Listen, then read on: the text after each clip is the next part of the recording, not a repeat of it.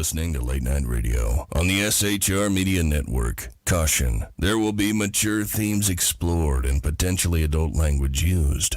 If conservatarian words, phrases, certain concepts, or rhetoric offends you, tune out now.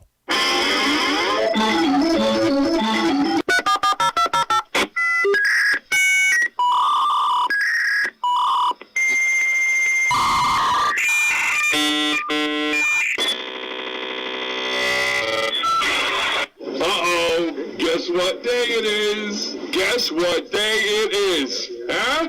Anybody? Julie, hey, guess what day it is? Oh, come on, I know you can hear me. Mike. What day is it, Mike? You magnificent bastard, I read your book. I drink your milkshake. How dare you? I call that bold talk for a one-eyed fat man. Fill your hand, you son of a bitch! Captain. Captain. Captain. Captain. Captain. Captain. Captain. Captain. Captain.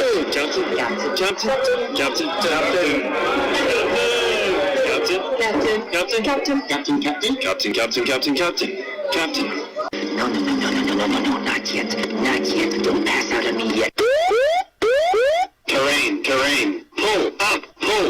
I would remind you that extremism in the defense of liberty is no vice. And let me remind you also that moderation in the pursuit of justice is no virtue. Of course you realize this means war. I have come here to chew bubblegum and kick ass. And I'm all out of bubblegum.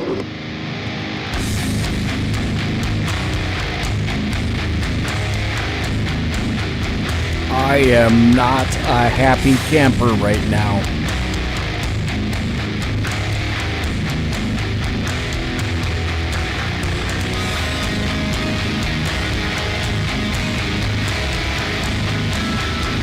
And I'm going to explain it to you in just a moment.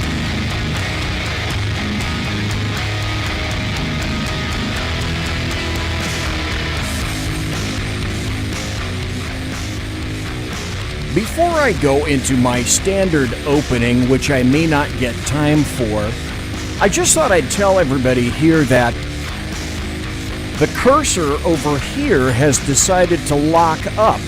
So the reason I was late is trying to open up Facebook, open up YouTube, and then open up Spreaker.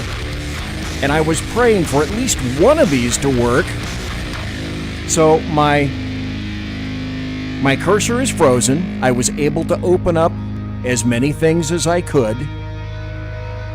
I've been having some trouble with this in the past. I've not been able to try to narrow this down as to what the issue is. So folks, you're going to have to tell me, because I'm not going to stop the show. We're going to continue. And I believe if you're in chat, if you're in SHR chat, let me know in chat. I can see chat. I cannot chat back with you, but I can see what you're writing. Can you hear me? Audio only on SHR. Just let me know yes or no. While you're there, if anybody happens to be on Facebook, let me know if you can see the show on Facebook. And if you happen to be in YouTube, let me know if you can see the show on YouTube. Because we're going to get audio. We're going to hear Kate. That's not going to be the issue. But my ability to change scenes, etc., is apparently going to be affected. Now, it will, the input... Oh, Kaiser says it's live on YouTube. Good. And Leslie says, I hear you. And audio on SHR, yes. Okay, we're golden. So what that means is you guys are going to be able to hear Kate tonight. And I'm not going to be able to change scenes in the video, but that's okay, because it's just me, and listen, Alaskan, gah. Okay, Jim Christensen is in Facebook chat. Welcome to you. Sergeant Booker, Jack Alexander, Leslie Holker, the Alaskan, Kaiser, Kate, and 2 viewers are in the SHR media chat. And I appreciate definitely everybody being here tonight. My intro was bombed, and that's okay, because the most important part is coming. So I can say this. Ladies and gentlemen, boys and girls, children of all ages, I gotta thank you for tuning into my show. Because I'm about to talk to a very special guest who has a story to tell tonight. And I am blessed to have been chosen as the vessel through which to tell it. A portion of my audience already knows who she is. And she has been here once before with Kaiser Schuff. But because my show has expanded greatly in the past few months, notwithstanding technical difficulties, I guess you could look at this as a feature and not a glitch. I happen to see it as a glitch. Not everybody here links to my Facebook page or my other social media, so everybody may not be aware of who is going to be on tonight. So it's incumbent upon me to provide some background. Because frankly, this is what happened. Up until last Wednesday, the 24th, I really didn't know much about my guest. She sort of sounded interesting. I kind of suspected something was fairly serious there. But it was more kind of like ephemera than substance. Then, on a whim, I was listening to the Unleashed Jeremy Hansen show last week as well. As you should too, by the way. And in the process of that, I don't know, something told me my spidey sense was tingling, and I asked her to be on the show. I thought, there's something here. And so she accepted. So tonight is as a result of almost 2 hours of texting, frenetic texting back and forth last week, I have decided that we're going to take a journey tonight. And I would like to make some statements up front that both Kate and I agreed on when we spoke and when we texted. What you're about to hear for the next hour is a story that she has not really told. As I said, I am blessed that she has chosen me as her medium of revelation. But it's a story, obviously, that only she can tell. And Kate has already said that this is not about me. It's about those that we can save. And she's absolutely correct. Perhaps some of you at this point are thinking, I don't quite understand it. Give me time. Give us time. You will understand. And I told her that's an admirable and a lofty goal, in which turn bespeaks to me volumes about her character. So tonight, I'm not necessarily starting at the start. I'm kind of, in fact, going to unfold these things, this voyage, in something of a fashion, kind of like it unfolded to me by one very unique, brave, stalwart individual named Kate Krasuski. Now, having said that, Kate and I both agreed that some folks should be forewarned.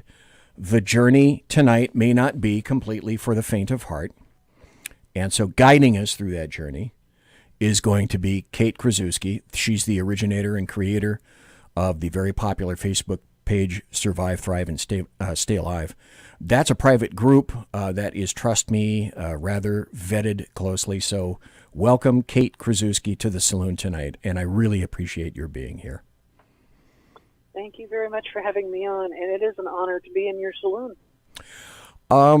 First, Kate, your page is described and for people that don't know, if you're on Facebook, you are doing yourselves, folks, a great disservice by not going to Survive, Thrive, and Stay Alive.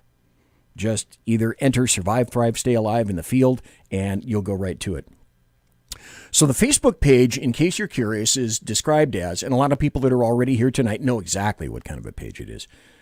It's a family of like-minded individuals who want to discuss, teach, and learn ways to survive, thrive, and stay alive in survival situations, where people can come together with diverse opinions and still get along with no judgment. So, as I promised, it's a journey. Kate Krasuski, when did you start this page, and what were your goals? Did you have, for example, did you have a certain number of people that you wanted to get on board? Not at all. We do keep our numbers low on this particular page because like you did say, it is vetted. We don't want just anybody on the page. Right. It is not political, nor do we discuss religion or anything like that. It is basically a group of people who have come together as a family that we discuss our knowledge in surviving, thriving, and staying alive. I started this page because I had belonged to another page, and an undesirable individual was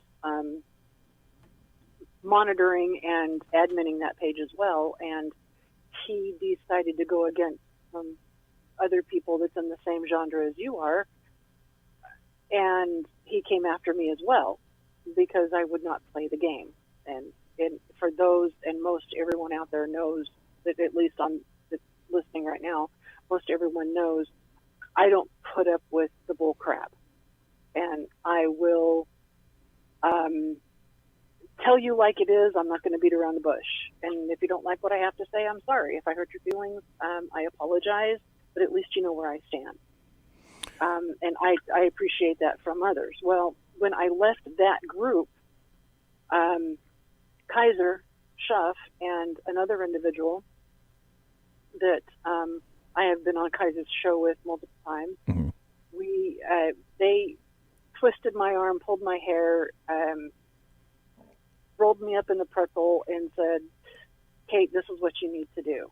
And so finally I said, okay. They've been trying to get me to do a podcast. I agreed to do a podcast, but I am text-hearted. So I went ahead and opened the page on Facebook, and it has taken off. I was unaware of how many like-minded people were out there. Okay, a technical point, if I can, Kate, if you have some way, I've got you max on my board right now. If there's some way on your end to crank up your volume, because folks are saying in chat that your volume is a little low, and because of that, you're at full max that I can do through the board on this thing. I don't know if there's any gain or a volume control on your headset that you're using right there, or maybe you can talk up a little louder. Is this better? Is this better? And or maybe talk a little louder, and that way all the people can get through. And trust me when I tell you, there's a ton of people in chat, and there's a lot of people who want to hear what you say tonight.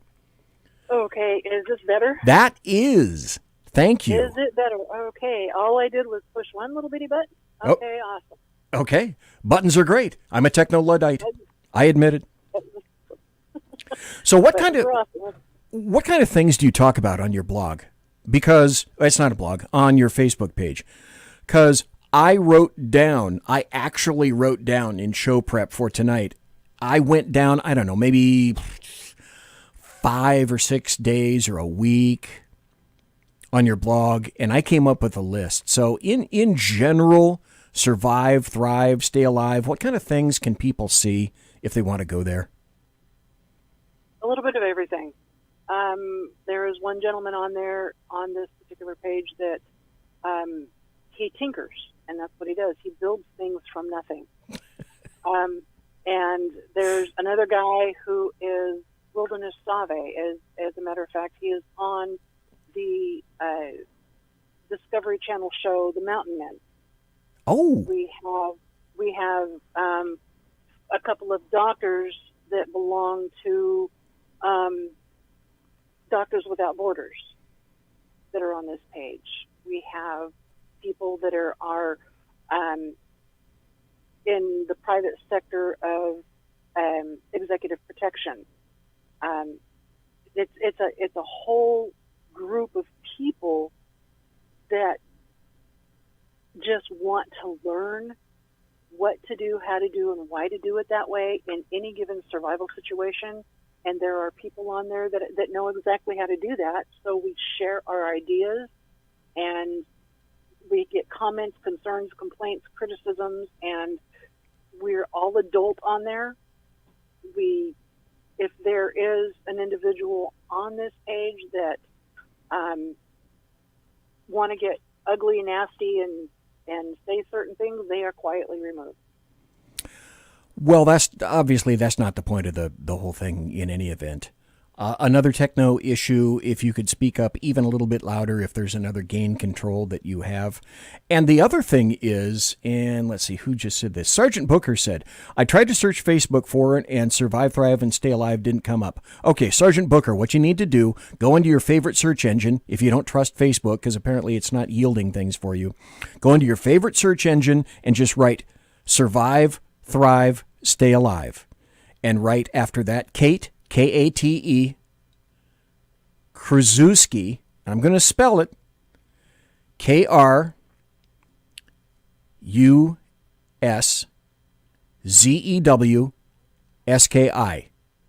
Survive, Thrive, Stay Alive in your favorite search engine. If Facebook isn't yielding it, my guess would be you're going to get it right there. So, and if you do not get it right there, just go to Facebook and send me a friend request. Even though I do not know you, I will accept your friend request. Then I will add you to the page, and then you will be vetted, and then I can just delete you as a friend. Okay. It's not that I do not allow friends on my page. It's just if I do not know you, you're not on my page. Well, it's Sergeant Booker, so apparently he's going to try right now. Folks, this is why you need to be here. This is the list of stuff that I found that's on the page. And I'm not kidding. This is just the stuff. This is a sample of stuff I found in a week. Medicine, plants, animal building, construction, water, gear, equipment, solar power, bugging out, prepping, firearms, defensive tactics, knots, canning, food, gardening, emergency first aid, wound packing, electric foundries, metal casting, tools, situational awareness, threat assessment, armoring, fire building, stump pulling, seed surveillance, sealers, humor, storm preparation, swords, food drying, social tension, and much, much more. Have I just about covered it, Kate? Just about covered it. Okay, so Kate Krasuski, because you're a friend of Kaiser Schuff's, I thought that you were in the military, and it turns out that I was right, because Kaiser sort of rolls that way. Kaiser's been involved in the military for quite some time. So before we get into how you joined, can you tell us when you joined the military and what branch? I joined the military in the 70s, and I would give the exact date, but I choose not to for a specific reason. Okay. I joined in the 70s. I joined the United States Army as a 95 Bravo, which is military police. I was trained as a regular military police officer, if that is even a thing called regular. But then I was transferred and trained as military police escort, which is where we do executive protection for high profile, high value targets, high value individuals like the president, royalty. Kaiser would know how to say it. People in Hollywood back then, when Hollywood was not as bad as it is now. Okay. All righty. Did you have any other assignments in the Army other than as an MP and escort, executive protection, that kind of thing? Or was that was the focus of your time in service? No, that wasn't the focus. That was my focus towards the end of my military career, but we were trained in the Iranian hostage crisis. That ought to tell you something right there. Okay. We were trained at Fort Drum, New York. The Iranian hostage crisis. We were trained. We processed in Cuban soldiers at Fort McCoy and Fort McCoy, Wisconsin, and Fort Chaffee, Arkansas, where we processed in Cubans that were supposed to be Cuban families, but the American people were not told that it was basically Cuban soldiers.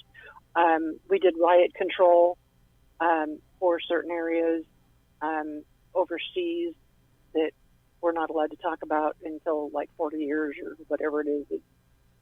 You sign papers and all that happy stuff. Once I was doing that, I did that for 2 years, and I was asked if I wanted to be escort. And in the military, you don't say, yes, I'll try it, and if I don't like it, I'll back out. They highly frown on that, and they really don't care. So I told them yes, I would do it, and then that was it. I was trained, and escorting is what I've done ever since. Okay, so we will get into other aspects of that, but my guess would be, Kate Krasuski, that all of this training and the military and the service translated well into your Facebook page, Survive, Thrive, and Stay Alive. And I would guess that's one of the one of the major reasons that you started that page? I started the page because I saw that there was a need, and there was just a need for people. There's a hunger. There's a need for people who want to know information, and they want to know the proper information. They don't want to be lied to. Okay. And between Kaiser and, and another individual, which I don't know if I'm allowed to say his name, so I'm not going to. Okay. With Kaiser and another individual, they were twisting my arm and said, "You really need to do this." So I did. Folks, again, I say you got to go to the Facebook page, Survive, Thrive, and Stay Alive. Once you get there, you will be impressed by the vast amounts of knowledge that's exhibited there. So, Kate, I then asked you how it was that you chose to go into the U.S. Army. And this is where your story begins, as you related it to me. And as I indicate, I'm unfolding this tonight as it was essentially related to me. I was about as prepared for what you told me as I think people are unprepared for what you are about to say tonight. So, Kate Krasuski, just let me ask, what was your childhood like before the age of 13? My mother had married an individual who was an aristocrat, who was an aristocrat in another country, and he died 2 months before my birth. And 2 years after my birth, my mother married an individual who was an evil man. He never liked me. He never wanted anything to do with me. And when I was 13 years old, him and my eldest stepbrother sold me into human trafficking. They had debts to pay. They owed the equivalent of the United States syndicate. They owed the equivalent overseas, a very large sum of money, and that was the only way that they could pay the debt. Their debt was paid, and my debt began.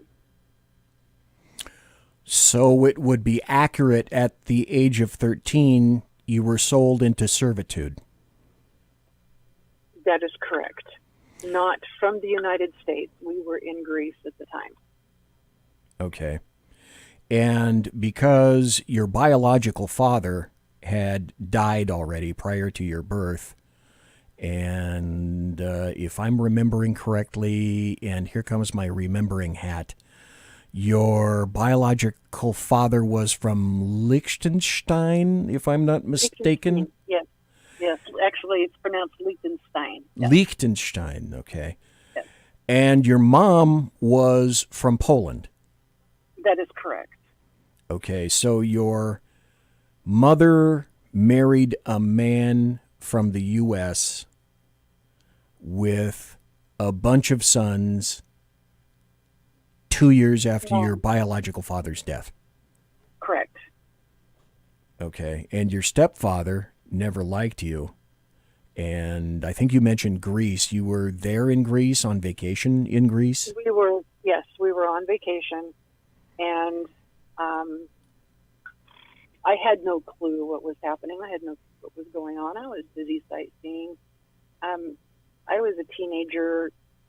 I wasn't your normal teenager where I was 13 years old looking at boys. I was looking at I love castles, and I love old things and antiques, and back then we had a different type of cameras than what they do now, and but I was taking pictures and doing the film, and doing everything I could to remember this vacation because I knew that I wasn't going to be coming back for a long time.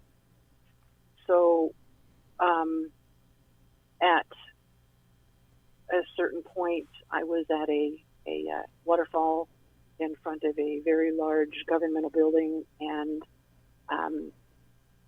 an individual walked up to me and asked me for my name, and I gave them my name. I didn't think anything of it, and my stepdad was standing a little bit a ways away, and he was watching, so I figured everything was all right.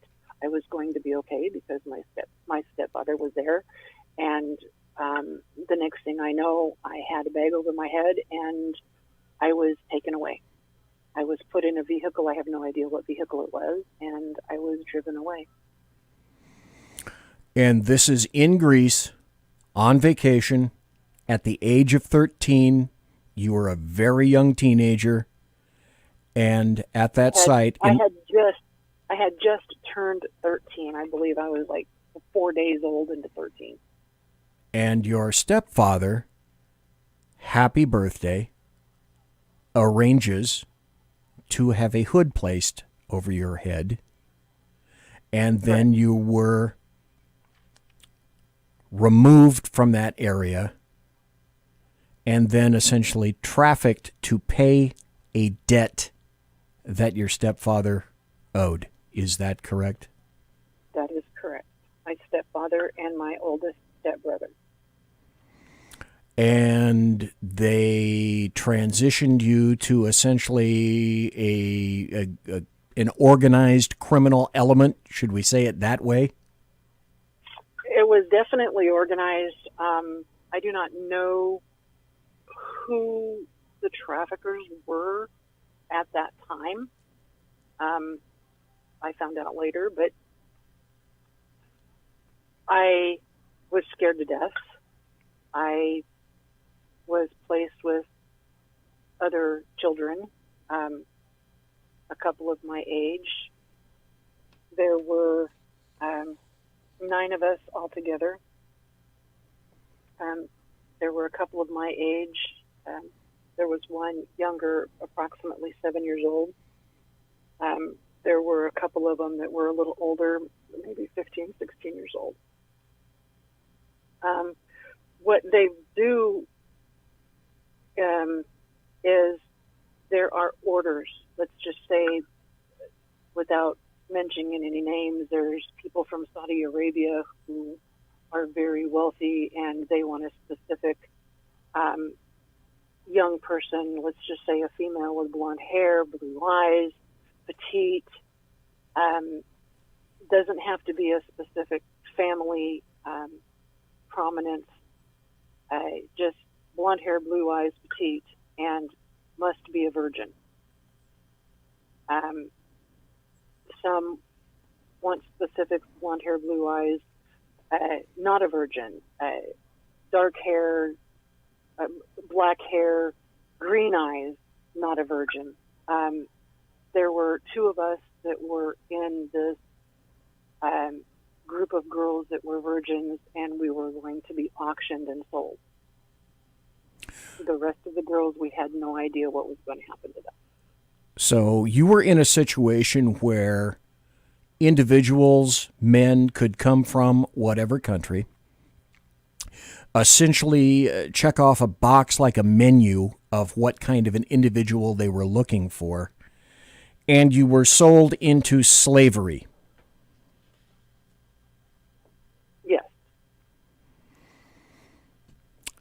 Kate Krasuski, some very bad things occurred to you after you were sold, essentially as a slave, into captivity at the age of 13.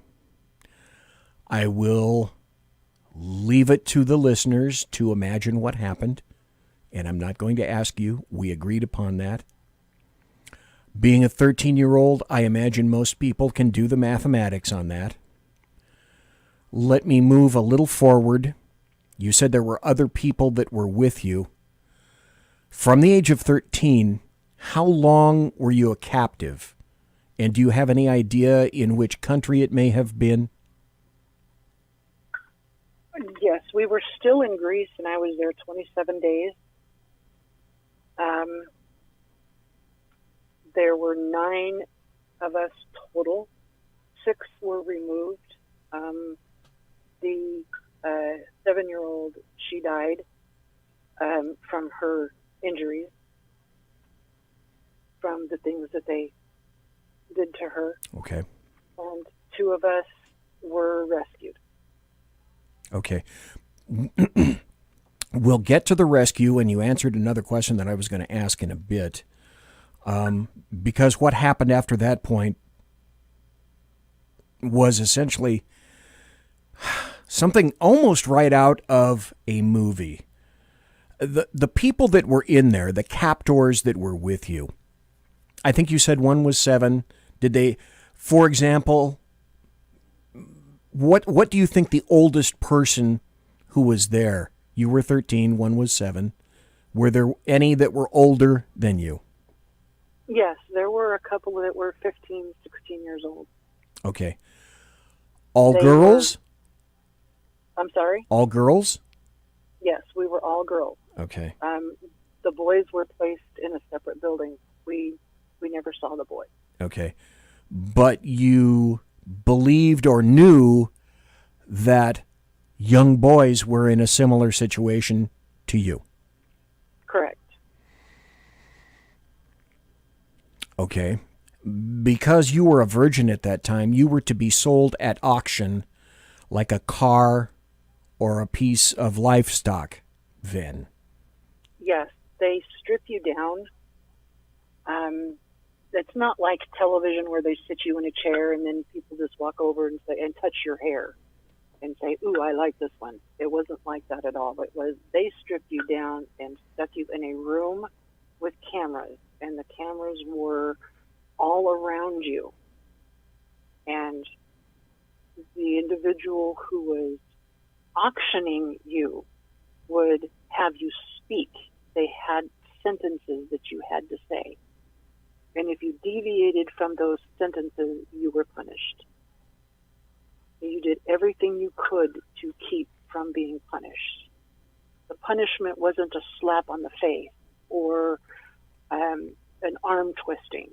They used cigarettes and matches and knives, and on the bottoms of the feet, they would have a board with nails coming up, and they would place your foot on top of the nails, and if you did not do or say what they wanted you to do or say, they would take a hammer and pound one time to get the nails at the bottom of your feet. And if you were good, they would leave it there. If you were bad, they would continue to pound.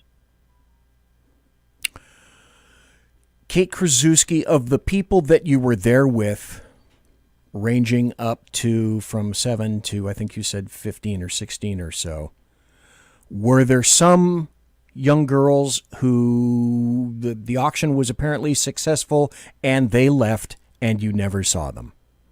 Correct. We don't know what kind of auction they were auctioned for. If they were auctioned for sexual favors, deviancy, whatever, or just servitude. Some of the girls, well, actually, most of the girls that were not virgins were continually raped.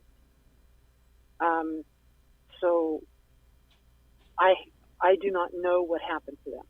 I never saw them again. Okay, as far as you knew, that was it. They disappeared. You were still there. Correct. So you stayed in that spot. Did anyone appear as though they were interested in you, and were you moved in furtherance of that interest? I was there for 27 days. That particular group of people are no longer in business. But you are left, and the girls that at that particular time did not get moved around like they do today. Okay. Today, they are moved every 6 to 7 days. So they do not get captured or caught. And the victims, it's harder to rescue and extract. Back when I was there, you were moved every 30 to 45 days because the awareness, this is my opinion, I can't prove this, but the awareness was swept under the rug. There were so many higher elite individuals in government positions that would sweep these sort of things under the rug. And if somebody was actually rescued or they escaped, if they went to the authorities would shut them up. Okay. Folks, we're talking to Kate Krasuski. She's the creator and owner, and much, much more, we're going to find out about that, of the Survive, Thrive, Stay Alive Facebook page. It's essentially a survival page and so much more. Kate, you were there for, I think you said 27, 29 days, right around there? 27 days. 27 days. And then something happened. Yes. Your paternal grandfather intervened. And what happened? My biological grandfather, on my father's side, like I said earlier, my father was an aristocrat. When you get used to saying something, and my grandfather was also an aristocrat, and he paid some mercenaries to trace, track, and rescue me. Myself and another individual were the only two that were rescued. Okay, and you I was going to ask you if you were the only one. So, from the day that you were kidnapped, at the age of 13, sold into sexual slavery for a debt, human trafficked, essentially by your stepfather and your eldest brother, in Greece, in a foreign country, on vacation, the window that existed between them being aware of what happened to you and the time that you were rescued, the window was, to me, exceedingly short. Your grandfather apparently paid some individuals to locate you and rescue you. Correct. The window, the Phoenix Federation LLC International is what I started. It's probably a question that you were going to ask. Yes. Okay. But it is a company that I started, and our goal is to trace, track, rescue, and extract victims of human trafficking. And it isn't like we just go out looking for traffickers. As we have clients who contact us and say, my daughter, my cousin, my niece, my nephew, whatever, has been missing for 3 days. The authorities will do nothing about it. They are not runaways. Can you help? And we go back in that individual's life at least 6 months. Usually, we can go back 14 days and we can find a common denominator. And sometimes there are cases that we've had to go back at least 6 months to find a common denominator. Once we have found that common denominator, we can trace that common denominator to a specific place.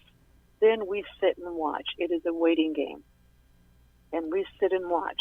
Sometimes it can take, once a contract is signed, it can take 7 days. It can take up to a year to find that individual. Sad.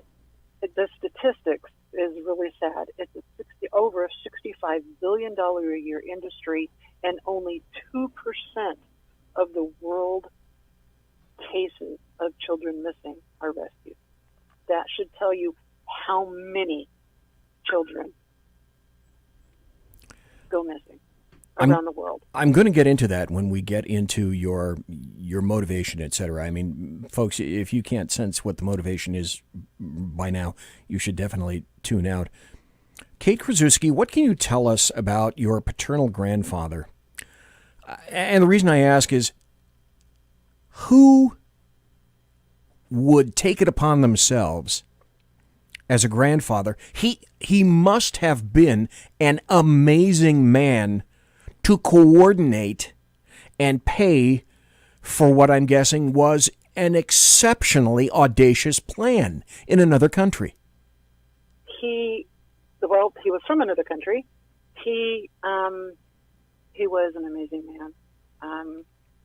He was in the military, and he was a very high officer in the military.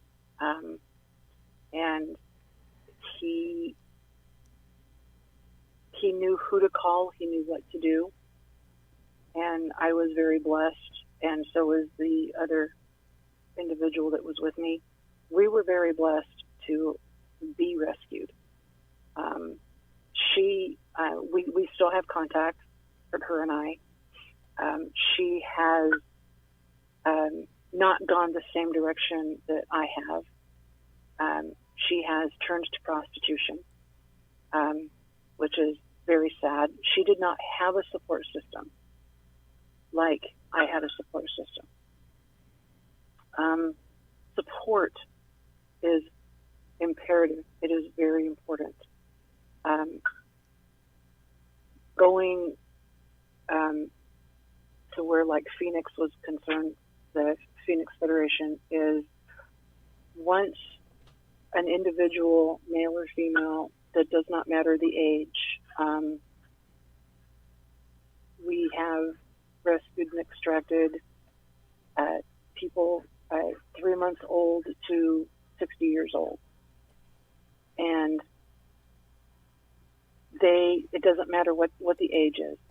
They need the support system. And we have a support system in 27 countries. We have support, we have counselors, we have safe houses. Sadly, I would say 80 to 85% of the individuals that are rescued, their families do not care about them. They have no place to go. If they are sent back to their families are just going to resell them. So we have safe houses across the world, depending on where we rescue from. They are taken to safe houses. They are counseled. They have a huge support system. They are, depending on how old they are schooled. They,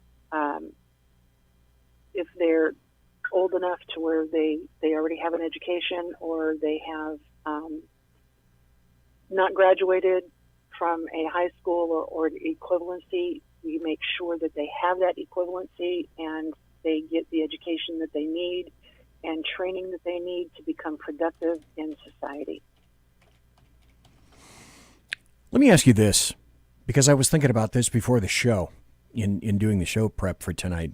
And I thought about, no, maybe I shouldn't ask about this, but I decided I'm going to. Your paternal grandfather, how much longer past this did he survive? Did he, in other words, I think the question would be, did he live longer to be a greater influence on you besides just that operation? Absolutely. My grandfather was my best friend. He died December 15th, 2015. How old was he? I'm curious. 83.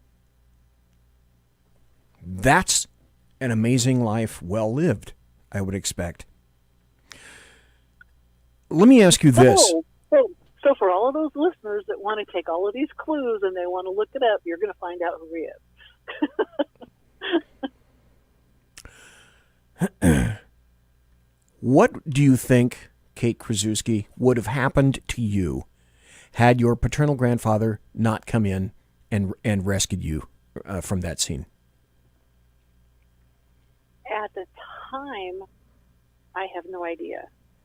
But knowing what I know now in the industry of the rescuing, I know that I would not have survived. Once a buyer buys you from the auction and buys a virgin, they want a certain age and a certain age group. They want a specific child. Once they get that child and they penetrate that child, and they continue to penetrate that child, and the rapes continue, that usually lasts about 14 months, and the child has outgrown what the perpetrator wants. That's called aging out. I was in child abuse. I fought evil in the child abuse bureau in the department that I worked for, and pedophiles have their age rangists.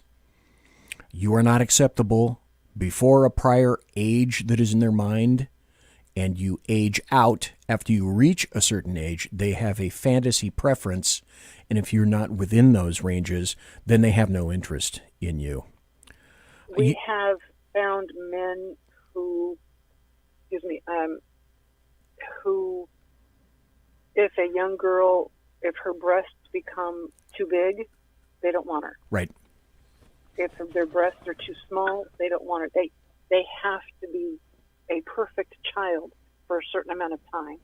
And then they either resell the child or they kill the child. Right. They'll get another one. That happened to me in child abuse. That's how I ended up going to robbery, and that's how I ended up going to homicide. They have a very select range in their brains, in their fantasy. Anything out of that range, they have no interest in, and you're discarded. Correct. Because they will always find another. What people do not understand, I have a friend who said, how do you know? Because I can walk through a mall. I can walk through an airport, a bus station, and I can see a child, and I know that child has been sexually abused. And how do you know? Well, because I lived it. You know the signs. You know when they're shy. There's a difference between a child being shy and a child being shy because they're afraid that they're about to be smacked, raped, touched, hurt. And I am not afraid to walk up to a child in front of a man and ask that child, is everything all right? You can see it in their face. Their whole demeanor. It's the way they look, the way they carry themselves. Absolutely. The way they respond to their environment, and also when more their specifically, eyes look down most of the when their eyes look down most of the time and they cannot look you in the eyes, they're fearful, or you can see it. You can see it. And it's also the reactions to the people, as you indicate, that are with them. Correct. Kate Krasuski, Jack in chat wants to know, were Muslims involved in your situation, in your story? Yes. Yes. Okay. I'm sure this is pretty much an obvious question. Maybe it isn't, but did that operation influence your wanting to get into the military? Yes. Okay. And you did that at the age of 18? I did. As soon as I graduated high school, actually it was even before I graduated high school, I had already had my first degree, college degree, and I graduated at 15, and I was still allowed to go with my graduating class on a graduation day when I was just before I was 18. I don't know if anybody understands that, but that's how it worked back then. And I joined on what is called the delayed entry program. And I joined, my mother was not amused, that I wanted to be a police officer, and I wanted to be in the military because I knew military, I could go overseas and I could stop these people. I could do something. That's what it was in my mind. I did not know that once you were in the military, you do what they say. Yeah. It isn't what you think, you know. So after I joined the military, and my recruiter told me you bet I could do whatever it is I wanted to do. Once I went through my basic training, you bet I could go after the bad guys. And you found out, oh my God, he lied to me. Gee, shock of all shockers. And when I had the opportunity to be escort, that is when I learned so much more about the trafficking, because as an escort, you can, let's just say, for example, you are escorting a Saudi Arabian prince and his children. You can guarantee that all 90 of those children, there are only 2 or 3 that is closest to the throne. The rest of them are just tools. And you can tell which ones have been bought, which ones have been sold, which ones are for slavery, which ones are not. You just know. And you learn body language, you learn the skills that they can teach you profiling. Let's just use that as an example. You can be taught profiling. That's not enough. It is not enough. Once you have the experience under your belt, that experience expounds. My experience started at 13 as an innocent child. And I grew from there. I could tell body language. I could tell just by the way someone would look at me or look at someone else. You just knew. It was, you know that you know in your knowing. Now all you have to do is prove it. And it's because at that point, it was absolutely a matter of your personal survival. I want to mention a couple of things in chat. Jeremy Hansen happens to be in Facebook chat.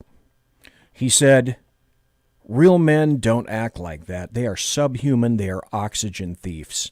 If you wonder why people advocate for mercenaries and vigilantes after this show, everybody will know. Leslie in SHR Media Chat said, have you ever seen a documentary called The Dancing Boys of Afghanistan? And I happen to know about them. Those are called the Bakabatsi Boys. I haven't seen that. Okay.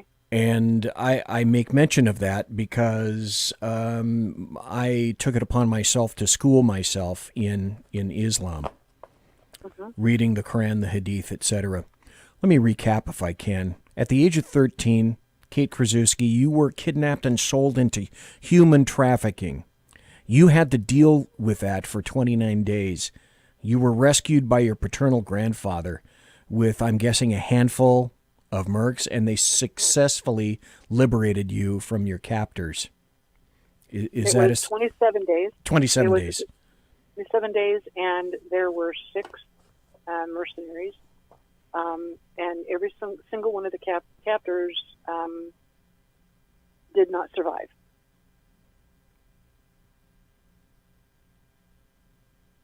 An astounding thing. Okay, we're going to build on that. Kate. I know we agreed on an hour. If you have to go, I completely understand. I'm fine. Go ahead. Are you still okay? I'm okay. Okay. All right, I'd like to, if it's okay with you, I would like to continue. What does the audience say? They're pretty much gobsmacked. Okay. As I expect that folks would be. So let's do this. I'm not going to play any kind of a promo or anything like that or a break. I just want to let folks know what they're listening to. Conservative media done right. You're listening to the SHR Media Network. We're talking to Kate Krasuski. She's the creator of Survive, Thrive, and Stay Alive on Facebook. Kate, what do you think is the biggest thing that most people don't know about human trafficking?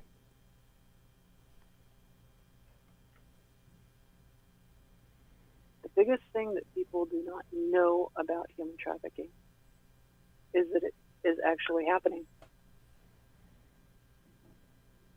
There are so many people that have their heads buried in the sand that unless it happens to them, they don't know and or they don't care. They do not know that it is over $65 billion industry a year and growing. That there are more people in the upper elite echelons of government that are just as involved. I say that, and just proof in the pudding. Look at Jeffrey Epstein, who by the way, I want to throw this in, did not kill himself. Anyway, look at Jeffrey Epstein and the elite that went to what is now dubbed Lolita Island or the Lolita Express or whatever. Look how many of the elite were there and how many young girls were there and how many young girls were thrown away because they reached a specific age. That's been happening before the beginning of time. Folks, I'll tell you two stories. If you know the story of Alice in Wonderland, you'll know that Lewis Carroll was a massive pedophile. If you're a fan of science fiction, if anyone has heard the name of Arthur C. Clarke, he's an English individual who was responsible for writing Childhood's End, for example, and also 2001: A Space Odyssey, any number of other science fiction books. Essentially the father of the satellite. Arthur C. Clarke left England in order to move to a country called Ceylon years ago, Ceylon. It is now called Sri Lanka. The reason he moved, the sole reason he moved, people said it was for taxes. It was because he was a pedophile and he could get essentially hot and cold running boys in the proper range whenever he wished. The biggest thing that I want people to take away from this, and I believe that Kate has already said so, is this is an industry. It is a $1 billion industry. Kate, is there any nation on the planet where this doesn't occur? Oh, my.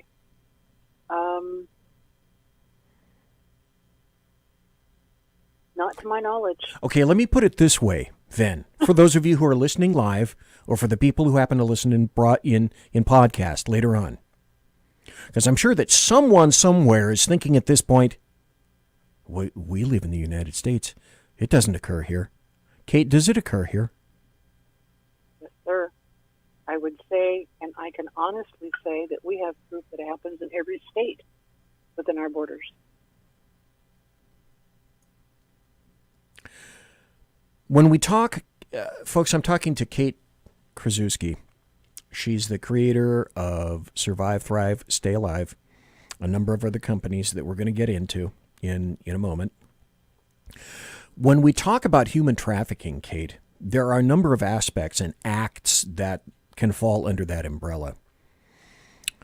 Things that I learned back in child abuse in the 90s when I did my time in the Crucible. And there are stories that I'm sure that you witnessed that you'll never tell. And there are cases that I handled that I'll never tell because a civilized society doesn't act like that. Some of the things that fall under the aegis of human trafficking would be kidnapping. I'll just name a few off the top of my head. Kidnapping, slavery, sexual workers, transportation between countries, rich people, poor people, rich nations, poor nations, the wealthy.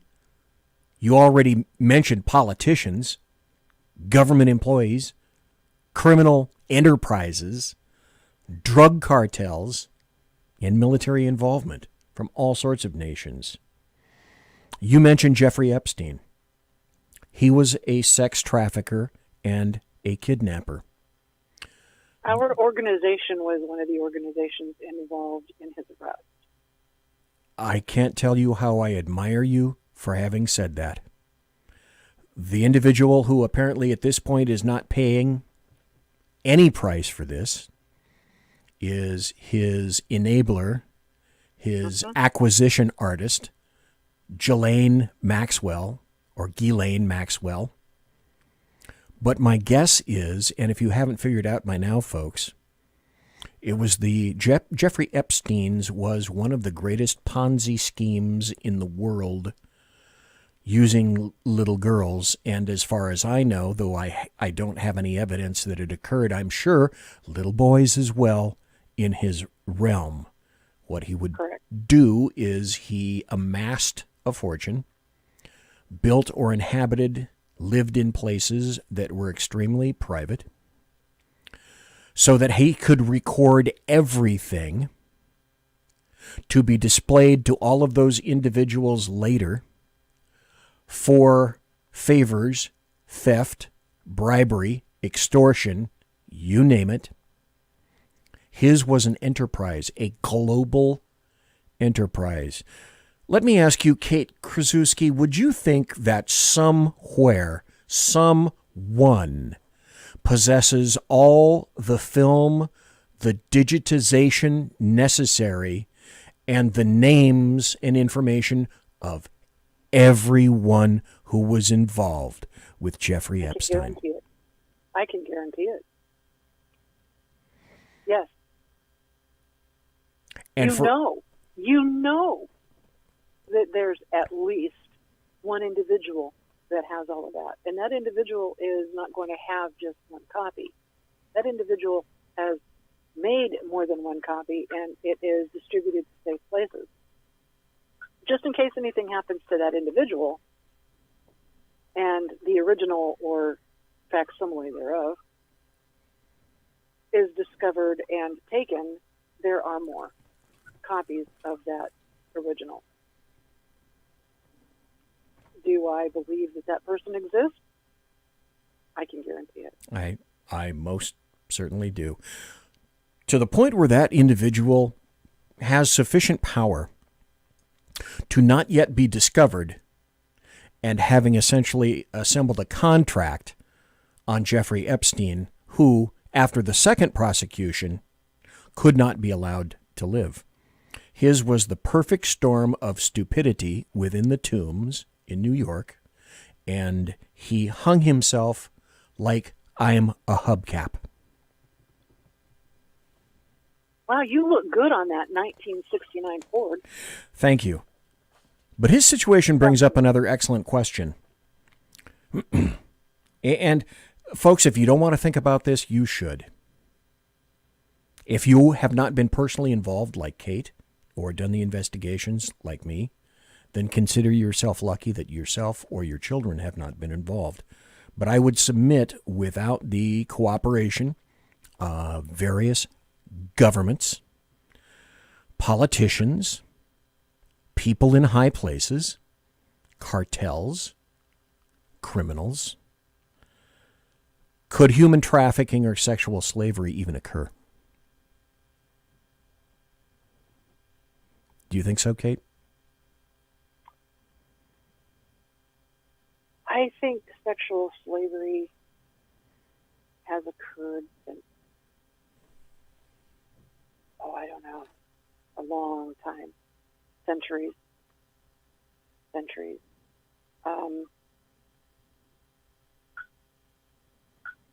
I can only attest to, and I can only give my opinion, and I can only attest to what I've been subjected to. And and everything that we've investigated, everything that we've tracked, and the names that we know,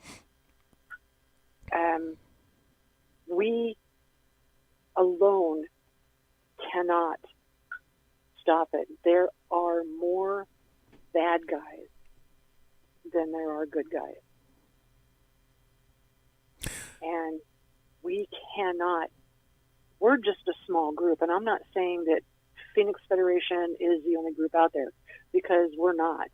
Craig Sawyer is out there with his team, Veterans Against Child Trafficking. There's A21, Awareness in the 21st Century, which we've had contracts with, and Project Beautiful, which is international, and we've had contracts with. There's organizations worldwide, but there are more of the elite bad guys. We're just peons. We're not wealthy. We have to scrape the bottom of the toilet bowl just to get the money to get these teams trained to get out there so we can save lives. And then as soon as we think that we have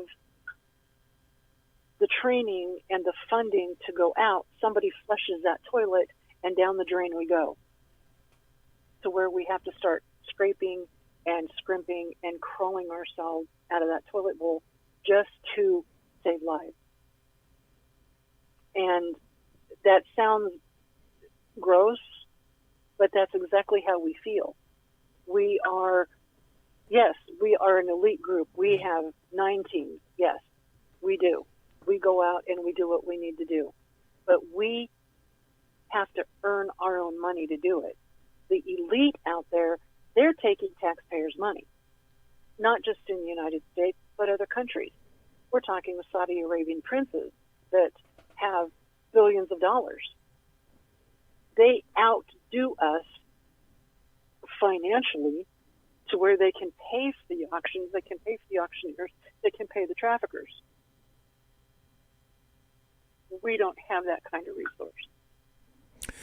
Kate Krasuski, would you riddle me this? Do you think the people that were involved in Jeffrey Epstein's Ponzi scheme, his sexual Ponzi scheme, and all the favors he bestowed or removed from other individuals, do you think that even today, despite the fact that Jeffrey Epstein is dead and did not commit suicide, to my fervent, I will never be convinced otherwise, do you believe that there is a large cadre of individuals out there whose asses are watertight, thinking that one day,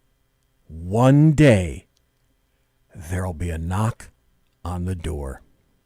I can guarantee you that they're puckering their butts. They are puckering. They know that there is a team out there that are hunting them, and that team has the evidence against them, and it will be one by one. It will not be a group. It's just like they're coming after patriots and militia and people who want to stand up for the United States Constitution and things like that. They're going to come after these people one by one because they know that they cannot get them collectively. Well, this team that is going after this group of people that are puckering, yes, they know that their time is almost up. Let me ask you in general, Kate, do you think that the state of human trafficking or sexual trafficking today around the globe, is it getting worse or is it getting slightly better? By far getting worse. Okay. And does that revolve around the fact that not only are such fantastic amounts of money involved in it, but the pool of people that are dipping into sexual trafficking is expanding? I think it's every bit that. Plus, there are women out there that are just popping out babies like rabbits. And you can get on Craigslist and buy a baby because they want the money. They want to buy their drugs, their they just pop out babies. There are traffickers that will buy an infant, a male or a female. They will buy that infant and raise that infant to a certain age and then sell that child. It happens frequently. And people are blind to it. It's like they don't want to see it. Oh no, that cannot be happening. That's 1800 stuff where people are just being sold and it's slavery and it's no big deal. That cannot be happening now. It is happening, and it's happening under your nose. I could go somewhere with BLM right now, but this is not the show for that. Let me see if I can travel back in time for a moment, because I think this is the time where we're going to expand just a bit. You were honorably discharged from the U.S. Army, and you served for a number of years. So after serving, you decided to create your own international company to try to stop human trafficking. That was your Phoenix LLC. Let me ask you this. Were there any areas in which you guys specialized? Was it negotiation, coordination, working with other countries, liaison, or were you the guy, the folks, were you the contingent that actually went out and did what your grandfather did, the physical world, the physical work of getting people back and returning them? We were the contingency. My grandfather was the catalyst. He helped me start the company. He walked me through a board of directors. He walked me through exactly what to do, how to do, why to do it that way. He introduced me to mercenaries, and I had some military friends that I served with that joined as well. The same mercenaries that rescued me are still on a couple of my teams. And when people think mercenary, this day and age, they think, oh my God, they're contract killers. That is not true. Mercenaries are people who sign a contract to do a job. Not, oh my gosh, you've got a $5 million price on your head. We're going to assassinate you and kill you and collect that $5 million. That is not what we do. We are the trained contingency that goes out, trace, tracks, rescues, and extracts these victims of human trafficking. In some countries, we are allowed to do what we need to do with the traffickers. In other countries, their laws are different, and we have to hand them over to the authorities. Once they're in handcuffs and we hand them over to the authorities, by the time we are on a plane and to a safe house, the perpetrators have been released. And we have to do it all over again. They know what countries that they can work in and that the government officials are bought. They can do whatever they need to do and want to do to make the industry grow. We are out there to do everything we can to stop that industry.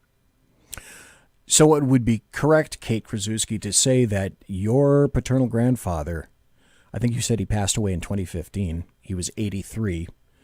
Would it be safe to say that he got to see your success?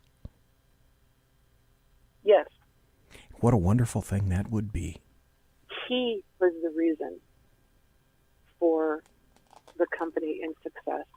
And what we do, and Kaiser can back this up if anybody has any doubts or questions, is my grandfather and I may have started the company, but I do not consider it my company. The people that work in the company have been with the company for 5 to 30 to 40 years. It is not my company, it is our company. We work together as a team. But that's the dedication that's required, though. I have an accountability. It is not my company. I have a board of directors and I have teams that I answer to. That if I screw up, bring it to my attention. And if I continue to screw up, I'm fired. Fire my butt. That's the way it has to be, or the company will not succeed. We are a team. Without giving away details, and I'm not going to ask you to, can you give us, me, an overall sense of the gist of some of your more successful operations? Maybe you don't need name names, places, etc. Obviously not, but there are well, let me ask you: are there some operations in which you were involved that did involve some very successful outcomes? I can name one that Kaiser knows very well. Is just recently, I will not name date, and one of the alpha teams, I was part of an alpha team, and I was used as bait. I was trained months in advance of what they would do to me. But there were several children that we located, but because of the status of who these children were, they were being transferred from place to place every 6 to 7 days. And we needed to act, and we needed to act fast. And I was used as bait. And just recently, I was just released from the company doctor to be able to continue working just before I retired, because when my team came in and rescued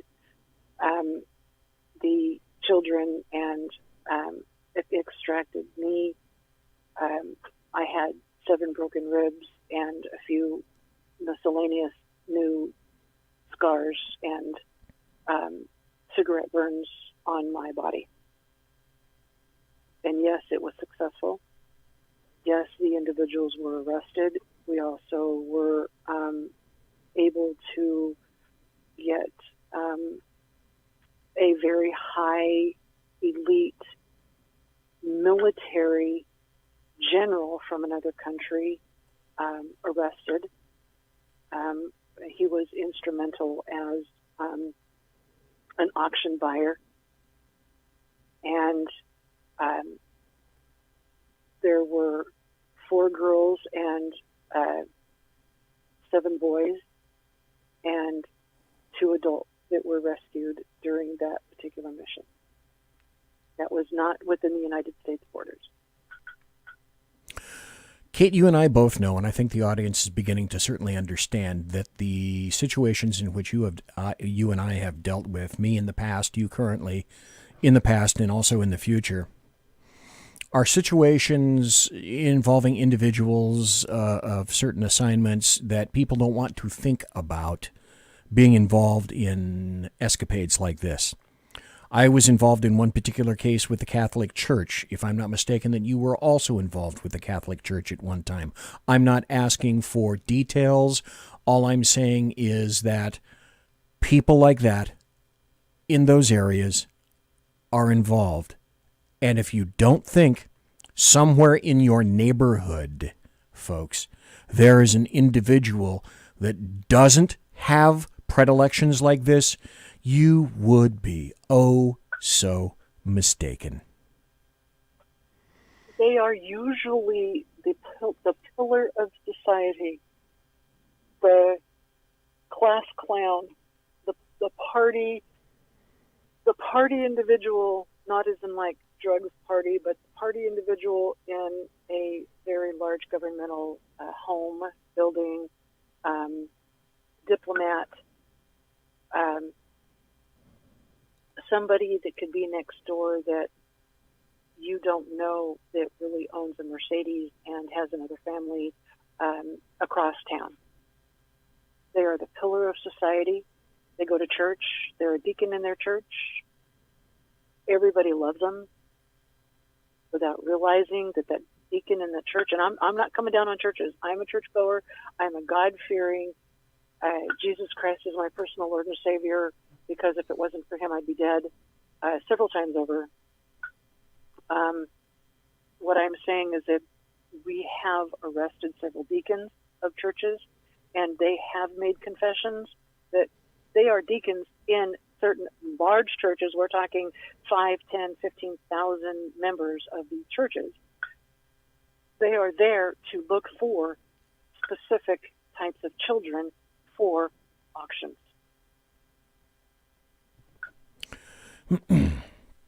Tonight is not the night for it because it's not about me. But some night I was thinking about taking folks here in the show on a trip with just a few of the things that I've witnessed.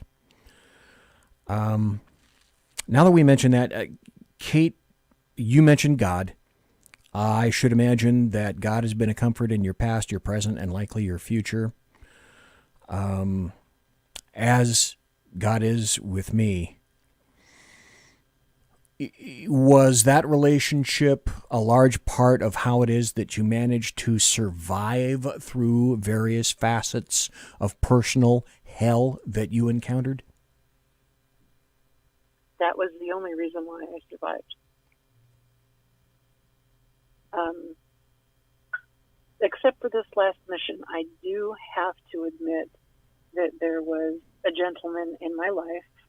I will not mention his name, but there was a gentleman in my life during this last mission. And between Christ, Christ is not a religion to me. Christ is a relationship. And I talk to him. And people say, well, does he talk to you back? Well, you know what? He gives you a book. And he says, read it. Does God talk to me? He talks to me through the trees, through his creation. But I'm not saying that this is all weird stuff. But there was a gentleman during this last mission that he kept my head in the game. And I'm not talking, he did not know what was going on with me during this last mission. He knew I was on the mission, but he had no idea what was transpiring. And he did not know until after the mission that he was instrumental in me thinking about him holding me or holding my hand or talking me through. I could hear his voice talking me through the things that they did to me. And he would tell me, it's going to be okay. I can make it through. My team is going to be there. You are not going to die. And he is still instrumental in my life. We are very good friends. Sorry. That's okay. Can I tell you something? Something that I think says a great deal about you and your character. Sure. I apologize. I got a little teary-eyed there. Well, you and I discussed this, and we both knew that this was going to rear its head. But I want to tell you this. In a way, you kind of remind me of my father. He was a really humble guy, and he never bragged. He never really talked about his journey. He was in World War II. He was a pilot for the 8th Air Force in England. He completed his missions. And he came back here and became a flight instructor. He never spoke about his time, or he never bragged or made comments about his work. So you remind me of him insofar as you have, to me, an amazing amount of really quiet inner strength, the courage of your convictions. You are a survivor of at least obviously one immense tragedy at incredible early age that could have ruined anyone, as you said. Over a lengthy period of time, you have a serious humility. You could have become embittered, or you could have let it destroy your life. I did at one time. I did. In 1990, in 1988, I met a man. He was in Special Forces, and he in 1990, we were engaged. Okay. And make a long story short, in 1990, an IED took his life during Operation Desert Storm. Okay. And between my feelings of being inferior because I was not good enough for God to allow me to have a husband, and my future husband being torn away from me, I gave up, and I was to the point of not suicide per se, you could say. I was to the point of I didn't care. I didn't care anymore. Do with me what you will. I could have become a prostitute. I could have. I could have done anything. I could have been in drugs, and I still could have prostituted myself out. And my grandfather got me out of it. He didn't slap me into submission physically, but he took that spiritual baseball bat and knocked me over the head. And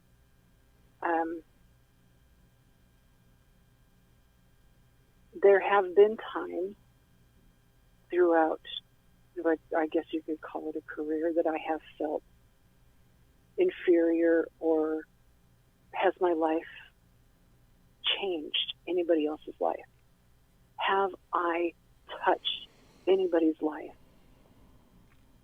And what my grandfather taught me, both my grandfather and my grandmother, what they taught me was, you don't live in yesterday, because that is where you're going to stay. You cannot live for tomorrow, because tomorrow is not promised. What have you done today to change the life of one person? What have you done today? And so how dare I be so selfish to look at myself and say, I have had cigarette burns on my nipples. I have had cigarette burns on my clitoris. I have had cigarette burns, and I have had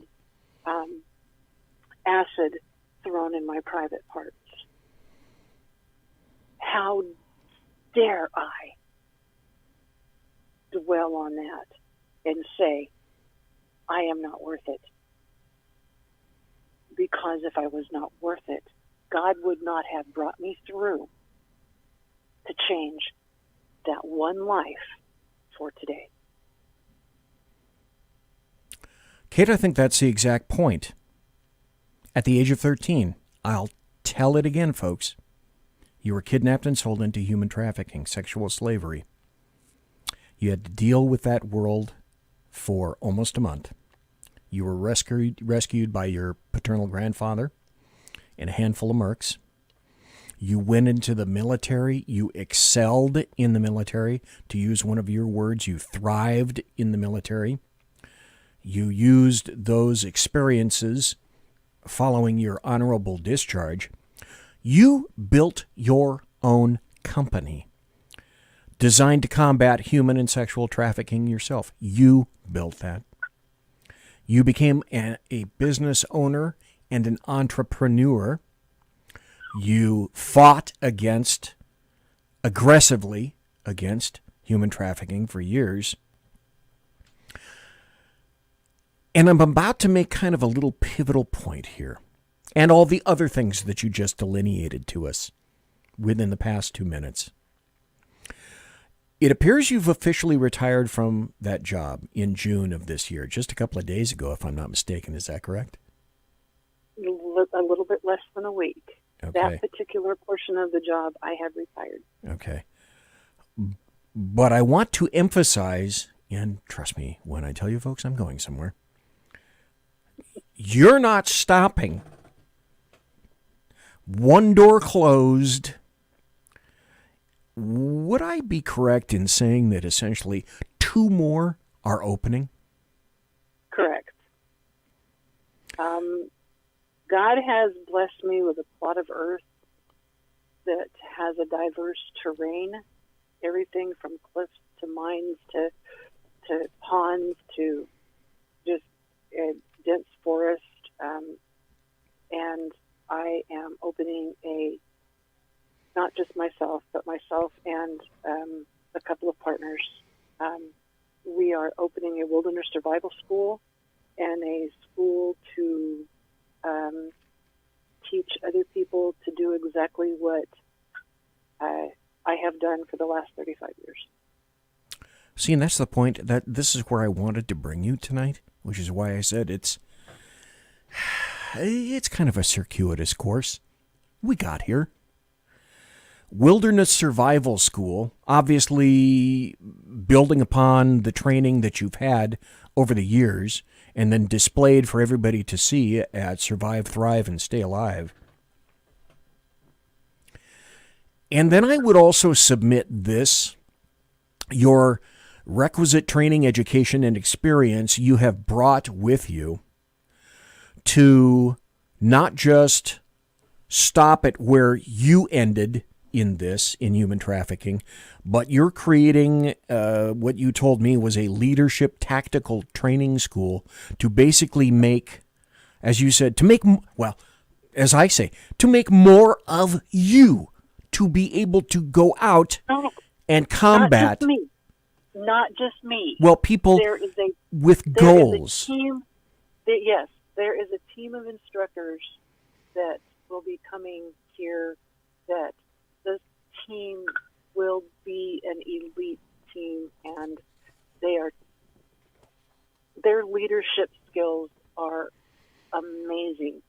Our biggest thing in leadership is we do not want to just lead. We want you to teach us how to lead. We're going to teach you how to lead, but we want you to teach us how to lead.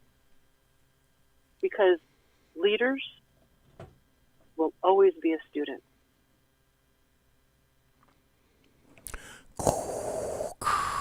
Luke, the student becomes the master. And the master will always be the student. So, creating a leadership tactical training school, it's essentially an extension of your own life to help others to continue to lead the fight against human trafficking, and sexual slavery. Mm-hmm. Folks, Kate, can you think of a better legacy than that? I can't. Well, if each one reach one, that is my motto. If each one of us can reach one person, that's the legacy.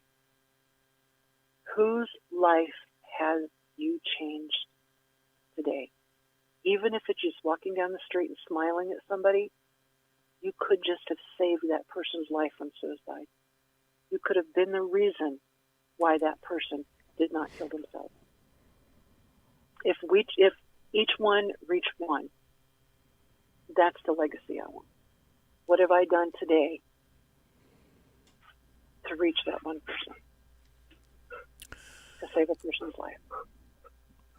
Kate Krasuski, you told me that you were humbled that I would want to interview you. And I told you that instead it was I who had the honor, that you were the inspiration. So I hope that all of us tonight, everybody, have ourselves been inspired by the story and by the life of Kate. Because frankly, as far as I was concerned, and you just heard from the lips of Kate, that was the goal tonight. Her goal and my goal. And I think now that and I thank you for the extra time. I think now that the voyage has concluded, everybody tonight can understand the journey that you took, the life you led, the things you experienced, which informed the turns that you took, Kate, which led to the place where you are today. And that's the circuitous path we all took along with you to get to where we are right now. Basically at the end of our incredible adventure tonight. Because, like I said, in truth, as one door closes, two doors open up. And that's how life works. So I think you'd agree with me regarding that, wouldn't you, Kate? Yes, I would. And I appreciate you interviewing me tonight. I appreciate you taking time to want to. I'm going to take some words that you wrote to me, and I'm going to let everybody hear them, because I think they're very important. One of your last texts to me before the show, you said, and this, again, bespeaks volumes to, I believe, who you are, your person, your character. You said, "Who I am now is just a plain and simple country girl with a complicated job." And you also wrote this to me. You said, "Abuse doesn't have to be sexual. If we can reach one person tonight," you don't really know me. You're writing this to me in a text. But this is the kind of person you are. You said if we can reach one person tonight and show them what they've gone through is not their fault, love isn't a dirty word, but a positive reinforcement of life, that they matter, as you just said a couple of minutes ago, then it will all have been worth it. We all count. We all matter. No matter how raw the scars are or how deep the hurt goes. Kate, is that what you want people to remember from you tonight? Absolutely. Absolutely. Love is not a dirty word. No matter what you've gone through, love is not a dirty word. Love is a positive action word, and you matter. Your life matters. No matter what you've been through, no matter the hurt and the pain and the soul-wrenching, I cannot make it anymore. Let me tell you something. You've made it 100% of the way so far. You can make it another 100%. And you do matter. This is what you I need want to be remembered for. Exactly, and this is what you need to take away from the show tonight. So, as I customarily tell people who are on my show, because predominantly they are from the East Coast, and it is now 9:43 on the left coast, which means that it is 12:43 on the far East Coast, I would be remiss if I didn't say to you, Kate Krasuski, thank you for staying up so late, just like most of my guests. And thank you again for giving me the honor of featuring your story tonight. So, Kate, from me, I hope everyone has enjoyed your tale. I say take care, God bless, and be safe. That was awesome. Thank you. Amen. Amen. Amen. Yeah. And good night. Good night.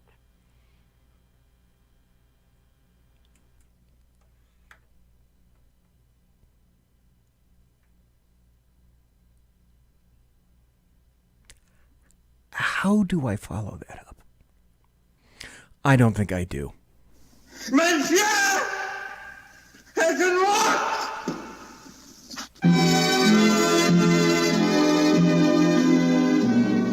We'll meet again. Don't know when. Don't know when. Sing along. But I know we'll meet again some sunny day.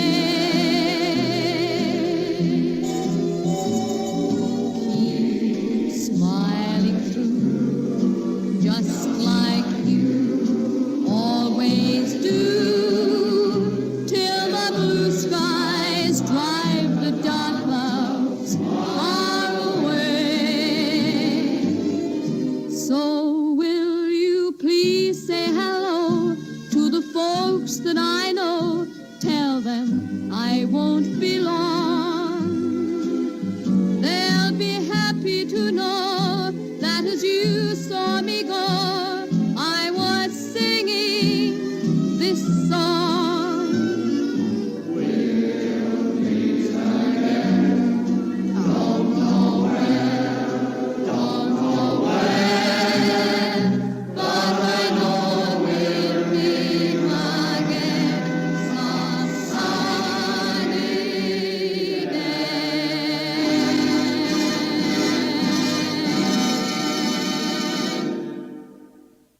quiet down now and get some sleep. Night, everybody. Good night, Mama.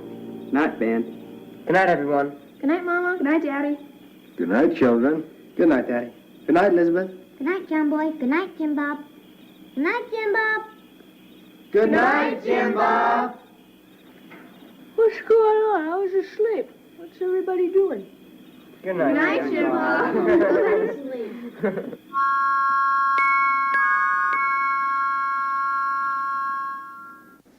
Good night, and good luck.